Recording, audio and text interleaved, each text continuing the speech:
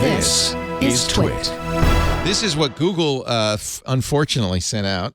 It's an animated GIF when they were talking about this thing. They said, here's an example introducing Bard. Why, for instance, show this question. What new discoveries from the James Webb Telescope can we tell my 9-year-old about? But wait, one of them is wrong. The James Webb Telescope did not, in fact, discover any exoplanets. That was done 15 years earlier by a professor who was a little annoyed.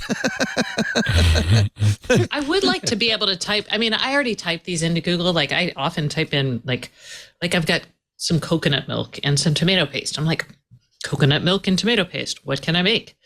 And it will give me delightful recipes. Well, let me some try. Of which are like. So Google will do that, or ChatGPT? This is just straight up normal Google, but I'm wondering if it would be better with like an AI. Tomato juice and what? Is this real?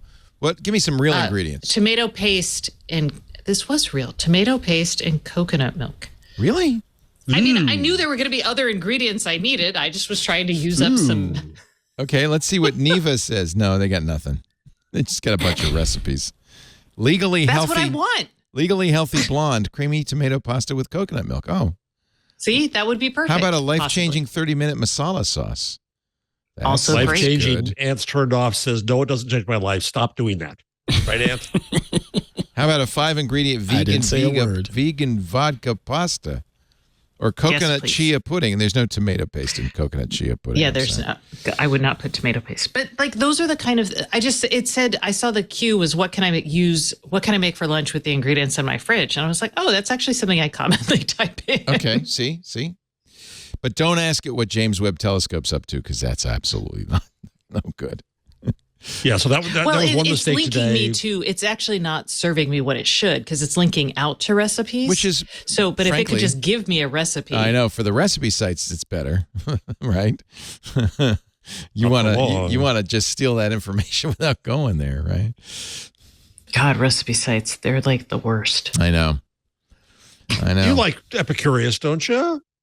Some sites, they do long articles, and then they put the recipe... Oh, look what they did. 6 lines. Oh, look what they did. So I clicked on the recipe. This is Neva for comedian, and it just gives me the recipe. Oh, there you go. Okay. And I can even send this recipe to Stacey. Okay. Neva. Oh, but wait, go back. Wait, what did you ask it to do? Because it's giving me sun-dried tomatoes. What can I make with tomato paste? paste and coconut milk? It asks. Yeah, click that again, because I don't think it was actually answering the query correctly. It has sun-dried tomatoes, no tomato pasta. Paste. So that's not a good recipe. It does not serve my needs. It's interesting. So it is extracting the recipe. Ooh, this is weird. Look at this. It's just the recipe.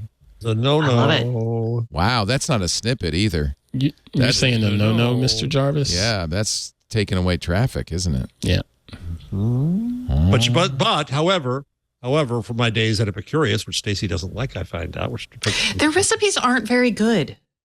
Look at this, though, Stacey. Bon appetit. Look at this. They're super fancy and not as tasty as they should be for the effort. There's a debate as to whether or not you can copyright a recipe. Right. So that may be what they're hyping. Look at how this is formatting. So that's ingredients. Then there's instructions. Then there's reviews. All of this without going to the site. But I understand why, because a lot of times sites will have 12 pages of article. At the go to the site now. Let's see how badly it's presented at the site. I'll bet this is a major improvement. Yeah, see? Because we got to go through the whole life. Okay, guys. It's the first lead, right?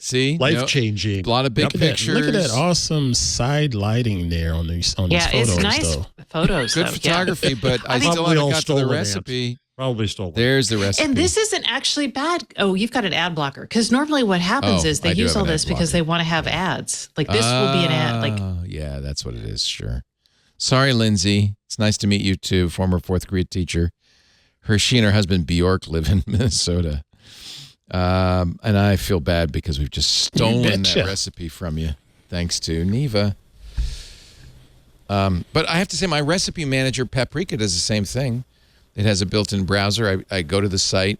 I say, download the recipe, format it, and save it to my recipe box, and I'm gone. Wow. But at least they Pretty got slick. a hit on the webpage. They got the full webpage loaded, right? Yay.